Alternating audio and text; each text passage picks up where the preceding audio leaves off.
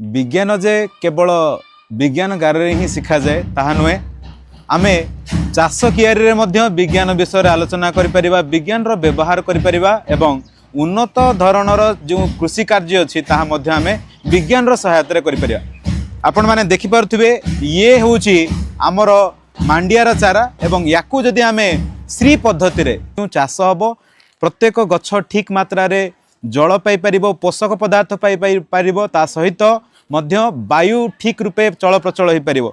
याकू व्यवहार करी जदि मिलेट चाष करा जाए एवं धान चाष करा जाए निहाती उत्पादन 2 गुण अधिका हबो। तो तेणु समस्त कृषक भाई भौणी माननकु अनुरोध जे आपण माने चाष कियार रे जो धान चाष करूछंती ताकू श्री पद्धति रे जदि चाष करिवे ताहले अत्यंत सुंदर भाबे धानर उपार्जन बा अमल हो पारिबो। तो आपण माने एठार देखि परिबे आमे जो मांडिया चाष करूछु आम विद्यालय रे ताहा अति सुंदर भाबे जो श्री पद्धतिर अवलंबन करिया पई मु जो कथाटी कहली प्रत्येक गछ मध्य रे 6 इंच दूरता रखी आमे जदि आमे गछ लगेबा ताले यार फसल अमल मध्य ठीक सही रूपे हबो।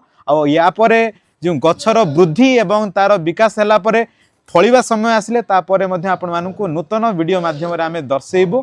तो सेति पर्यंत विदाय। बहुत बहुत धन्यवाद।